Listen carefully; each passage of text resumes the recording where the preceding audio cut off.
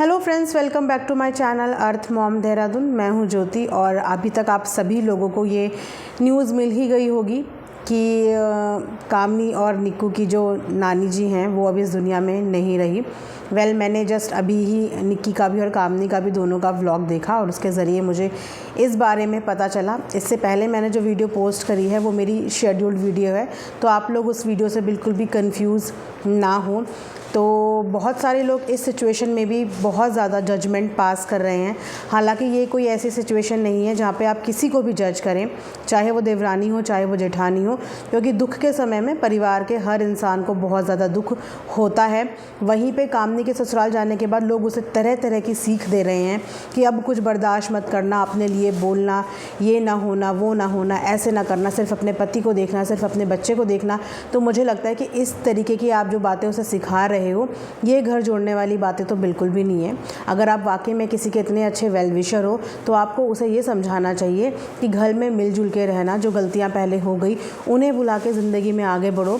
घर में अभी अभी इतनी बड़ी घटना घट गई है, सब लोग इस समय शोक में होंगे, परेशान होंगे, दुख, और ये ज़िंदगी का सबसे बड़ा सत्य है कि एक ना एक दिन इंसान को इस दुनिया से जाना ही है। समय रहते हुए अगर सबको इस बात का रियलाइजेशन हो जाए ना कि हमने इस दुनिया से जाना ही है, तो आधे लड़ाई झगड़े और आधे मनमुटाव यूं ही ख़त्म हो जाएंगे। क्योंकि यहाँ से जाते वक्त आप कोई रिश्ता, कोई नाता, कोई कपड़ा, कोई लत्ता, कोई धन, कोई दौलत अपने साथ नहीं लेके जाने वाले। आज नानी के अंतिम दर्शन की वीडियो देखते हुए अच्छा भी लग रहा था, दुख भी हो रहा था कि उनका इतनी धूमधाम से ये जो उनकी अंतिम दर्शन थे की विधि क्यों की गई, क्योंकि उनका इतने साल की उम्र में भी उनके परिवार का साथ था, उनके साथ उनके परिवार का प्यार था उनके साथ, इसीलिए शायद वो माँ इतना ज़्यादा जी गई। उनके घर में कलेश मुक्त बच्चे थे। तो लेकिन अगर यहाँ पे बात करें निक्की की या कामनी की सास की, तो वो इस उम्र में जो चीज़ें झेल रही हैं, नो मैटर की गलती किसकी रही है, लेकिन माता पिता बहुत ज़्यादा सफ़र करते हैं।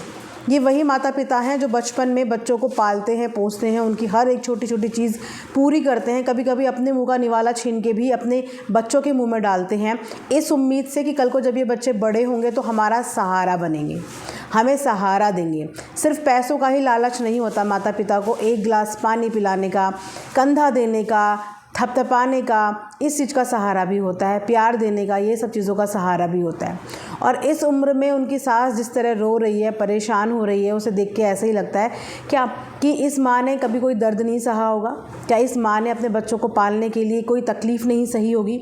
ऐसे ही क्या बच्चे बड़े हो गए, आज इतने बड़े हो गए कि उन बच्चों की लड़ाई झगड़े की वजह से माँ को सोशल मीडिया पर रोना पड़ता है, माँ को सोशल मीडिया पे गालियाँ खानी पड़ती हैं। और सबसे बुरी बात यह है कि माँ को गाली खाता हुआ देख के भी बच्चे जो है ऐसे लोगों का मुंह नहीं तोड़ते। मैं ये बोलूँ, माँ भले ही कितनी बुरी, आप लोग भी बताओ, माँ चाहे कितनी भी बुरी, लेकिन मजाल है कि हम बाहर के किसी इंसान से अपनी माँ के ख़िलाफ़ या अपने पिता के ख़िलाफ़ एक शब्द भी सुन सकते हैं। हम कभी नहीं सुन पाएंगे, कभी भी नहीं सुन पाएंगे। लेकिन वहाँ पे सास को, ससुर को इतना भर भर के नेगेटिव बोला गया। और आज जब उनकी माँ इस दुनिया से चली गई है तो जाहिर सी बात है कि मायके जब छूटता है और ऐसा लगता है माता पिता से मायके होता है, भाई भाभी भी उस चीज़ को संभालते हैं, लेकिन जब तकलीफ़ में कोई बच्चा होता है तो सबसे पहला शब्द उसके मुँह से माँ ही निकलता है। और मोह माया इंसान को हमेशा बांध के रखती है। हमारे इंडियंस की यही खूबसूरती और यही खासियत है कि हम आखिरी सांस तक ये कोशिश करते हैं कि हमारा अपना बच जाए, थोड़ा और जी ले, जबकि हमें प्रैक्टिकली सब कुछ पता होता है कि पॉसिबिलिटी कुछ नहीं है, लेकिन फिर भी हम दिल से, इमोशन से कभी उस चीज़ से दूर हो ही नहीं पाते। निक्की ने अपनी वीडियो में अपने वही इमोशंस, सारी कहानियाँ, सारे किस्से, वही सारे इमोशंस बताए, लेकिन उसके इमोशंस को भी जज किया जा रहा है कि लेक्चर और भाषण देने आ गई। सबका अपना अपना तरीका होता है अपनी मैसेज कन्वे करने का, अपनी बात करने का, लेकिन वो बंदी रो रही थी। कम से कम रोते हुए इंसान को मुझे लगता है कि इस तरीके से जज नहीं करना चाहिए। आंसू कभी भी किसी के बनावटी नहीं होते। यहाँ पे कोई ग्लिसरीन लगा के या कोई भी मूवी का एक्टिंग करने के लिए नहीं बैठा है। एक इंसान नकली आंसू नहीं निकाल सकता। जब उसका दिल दुखी होगा, उसके अंदर इमोशंस होंगे, वो तभी रो पाएगा। वहीं पे उसको इस बात से जज किया जा रहा है कि लेक्चर देने बैठ गई। जी नहीं, वो लेक्चर देने नहीं बैठी, कैमरे पे अपडेट करने ही बैठी थी। लेकिन जब हम कैमरे के आगे बैठते हैं तो बहुत सारी दिल की बातें होती हैं जो हमारी निकलने लगती हैं। अगर यहाँ पे निक्की ने अपनी 15-16 मिनट की वीडियो बनाई है जिसमें उसने सिर्फ नानी के बारे बारे में बातें बताई हैं, उनकी जर्नी के बारे में बताई है, अपने घर का दुख बताया है और साथ साथ अपनी ऑडियंस को ये अपडेट किया है कि हो सकता है कि आने वाले 2-3 दिन तक आपको उनके व्लॉग देखने को ना मिले, क्योंकि इस समय उनकी प्रायोरिटी अपनी घर को संभालने की है, अपनी पर्सनल रिश्तों को संभालने की है। सास की तबीयत बहुत ज़्यादा डाउन हो रही है, वो बार बार बेहोश हो रही हैं और आप जानती हैं कि माँ का दुख तो दुख है, लेकिन इसके अलावा भी घर का उनके ऊपर भी बहुत बड़ा दुख है। उनकी आंखों के सामने उनके बच्चे जिस तरीके से बिखर रहे हैं, उनका परिवार जिस तरीके से बिखर रहा है, ऐसे में किसी भी माता पिता की उम्र बढ़ती नहीं है। इनफैक्ट स्ट्रेस, परेशानी, डिप्रेशन, तकलीफ़ हमेशा माता पिता की उम्र घटाती है और हर इंसान की उम्र घटाती है। एक तरफ माँ के जाने का दुख है, दूसरी तरफ अपने घर के बिखरने का दुख है, तो वो औरत डेफिनेटली, ऊपर से उनकी एज, डेफिनेटली वो इस समय बहुत ज़्यादा परेशानी में होगी।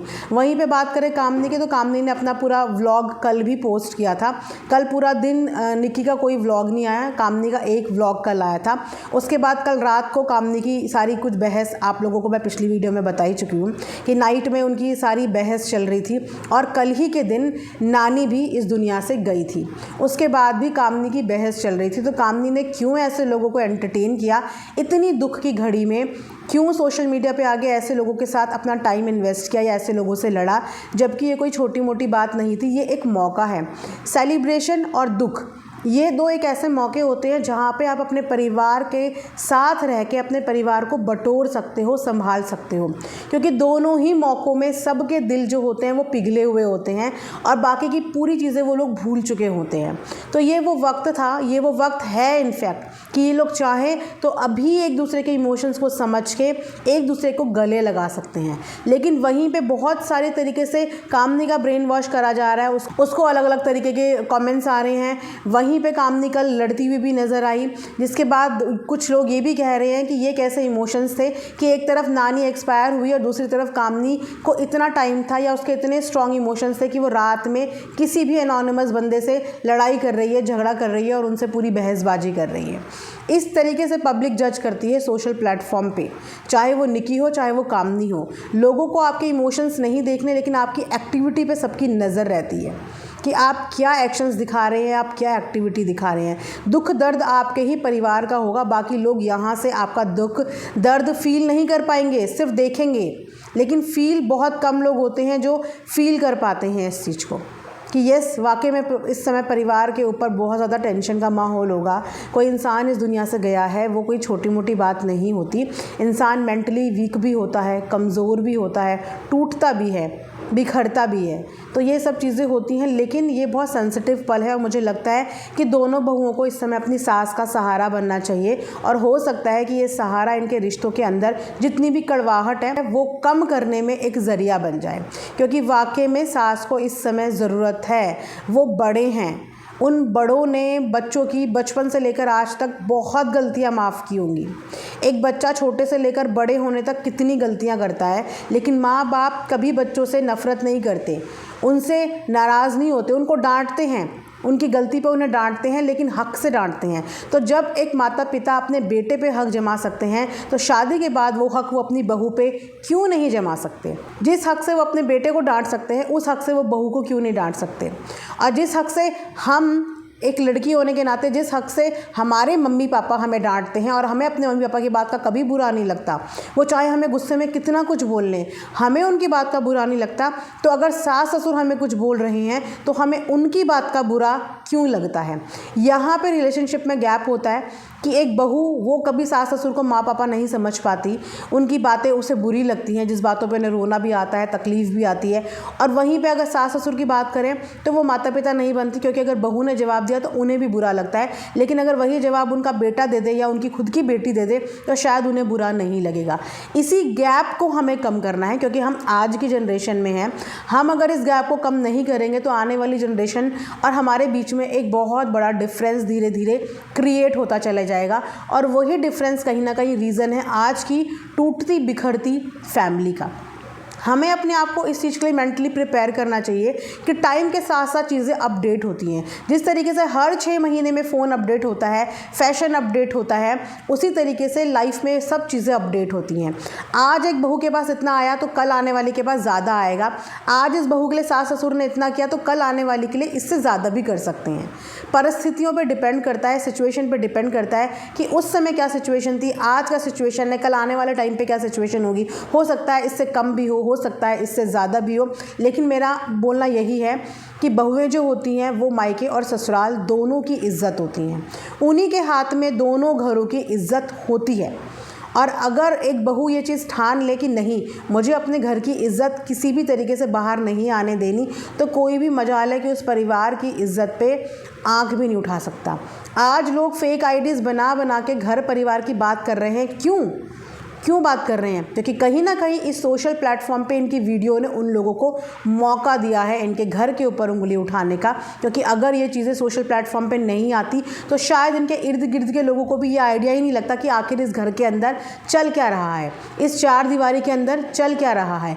ये सारी 4 दीवारी की बातें कैसे बाहर आई कि आज कोई बोल रहा है मैं अड़ोसी हूँ, कोई पड़ोसी हूँ, मैं ये हूँ, मैं वो, क्योंकि ये बातें सोशल मीडिया पर ये लोग अपनी मर्ज़ी से लेके आए। और आज जब वही लोग इनसे बात कर रहे हैं, इनसे चीज़ें डिमांड कर रहे हैं तो बुरा लग रहा है, बिल्कुल बुरा लगता है। क्योंकि कोई नहीं होता हमसे किसी भी चीज़ का प्रूफ या सबूत मांगने वाला। लेकिन यहाँ पे हमें अपनी गलती रियलाइज़ करनी चाहिए कि क्यों बाहर वालों को इतना मौका मिला, क्योंकि हमने उन बाहर वालों को मौका दे दिया। हमने अपने घर की 4 दीवारी की बातें जाके बाहर बता दी। अब सामने वाला बंदा आपको किस नज़रिए से देख रहा है, दूसरा किस नज़रिए से देख रहा है, आप किसी का भी नज़रिया अपने लिए चेंज नहीं कर सकते। हर इंसान का अपना एक अलग नज़रिया होगा आपको देखने का। कुछ आपको सही लगते होंगे, कुछ आपको गलत लगते होंगे, किसी को कामनी सही लगती होगी, किसी को निक्की सही लगती होगी। तो ये डिपेंड करता है पर्सन टू पर्सन। और मैं बस यही बोलूँगी कि दोनों बहुएं इस समय अपने सास ससुर, अपनी गृहस्थी को, अपनी पर्सनल लाइफ को संभाल लो, टाइम रहते संभाल लो। अगर ये परिवार बिखर गया ना तो आप सबकी पावर बिखर जाएगी, ताकत बिखर जाएगी। एक परिवार से सबकी ताकत होती है। अपनी नानी की इस जर्नी से इस बात की सीख लो कि आज आपकी नानी की जर्नी में कितने लोग इकट्ठा थे। वो लोग क्यों इकट्ठा थे? क्योंकि आपकी नानी ने सारे रिश्तों को जोड़ के रखा था। आपकी नानी के बच्चों ने सारे रिश्तों को जोड़ के रखा था। आपकी नानी की अगर 7 बेटियां या जितने भी बेटे होंगे, उन सब ने एक दूसरे को जोड़ के रखा था। और यही रीज़न है कि नानी का जब 100th बर्थडे हुआ तो भी सारा परिवार इकट्ठा हुआ था, क्योंकि प्यार मोहब्बत था परिवार के बीच में। और आज नानी जब इस दुनिया से गई तो भी प्यार मोहब्बत था, इसीलिए रिश्तेदार आए। जो नहीं आ पाए वो फ़ोन के ज़रिए ज़ोर ज़ोर से रोए, तकलीफ़ हुई उन्हें। क्यों? क्योंकि प्यार था। लास्ट में यही देखा जाता है कि आपने अपनी इस पूरी ज़िंदगी की जर्नी में कितने लोग कमाए हैं, कितने लोग आपके जाने से दुखी हैं। ये सोशल मीडिया का नेम फेम, यहाँ के लोग जो आपके लिए लड़ रहे हैं या जो आपको सपोर्ट दिखा रहे हैं, वो सब यहीं रहेंगे आपके साथ। आपके अंतिम जर्नी में या आपकी ज़िंदगी के उतार चढ़ाव में कोई भी फिज़िकली आपके पास आके अवेलेबल नहीं होगा। ये लोग सिर्फ आपको सोशल मीडिया तक ही सपोर्ट कर सकते हैं, लेकिन लास्ट में आपको जो सपोर्ट मिलेगा, लास्ट में आपके साथ जो जाएगा, वो आपके खुद के रिश्ते जाएंगे, आपके खुद के अपने जाएंगे। अपनी नानी की इस जर्नी से आप लोगों को ये सीखना चाहिए। 100 साल जो जिए वो 100 साल अपने परिवार के साथ जिए, और इसीलिए वो 100 साल जी पाई। तो अगर आप भी चाहते हैं कि आपके माता पिता भी 100 साल जिए ना, तो उनको जीने के लिए आप लोगों को हेल्प करनी पड़ेगी। हो सकता है आज उनके अंदर इतना पेशेंस ना हो, समझदारी ना हो। उम्र के साथ साथ बुढ़ापा और बचपना बोलते हैं सेम होता है। जिस तरीके से एक बच्चे को चीज़ें समझ में नहीं आती, उसे पैम्पर करना पड़ता है, इसी तरीके से बुढ़ापे की भी स्टेज होती है कि इंसान की जैसे जैसे उम्र बढ़ती है उसका भी समझना, पेशेंस कम होती चली जाती है। तो वहाँ पे छोटों को इस बात का ध्यान रखना चाहिए कि हमारे जो बड़े हैं वो वाकई में बड़े हो रहे हैं। अब बड़े हो रहे हैं। हो सकता है वो नासमझी में या अननोइंगली या नोइंगली हमें कुछ बोल भी दें, तो उस समय हमें समझदारी से काम लेना चाहिए। और अपने सास ससुर का प्लीज़ ध्यान दो। ये ज़िंदगी 2 पल की है, उनकी उम्र घटाओ मत, उनकी उम्र बढ़ाओ। एक माता पिता अपने बच्चे की शादी इसी उम्मीद से करते हैं, घर में बहू लक्ष्मी के रूप में इसी उम्मीद से लाते हैं कि वो बहुएँ उनका घर संवारेंगी। इस उम्मीद से कभी नहीं लाते हैं कि उन बहुओं के आने के बाद घर टूट जाएगा या उस घर का बंटवारा हो हो जाएगा। तो मेरी रिक्वेस्ट है कि अभी भी वक्त रहते संभल जाओ, अपना घर परिवार जोड़ लो। ये वीडियो यहीं पे एंड करती हूँ और यस, नानी जी के लिए मैं अपनी साइड से प्रार्थना करती हूँ कि भगवान उनकी आत्मा को शांति दे, वो जहाँ भी रहें हमेशा खुश रहें, उन्हें मोक्ष मिले। May her soul rest in peace. Thanks for watching Earth mom Dehradun.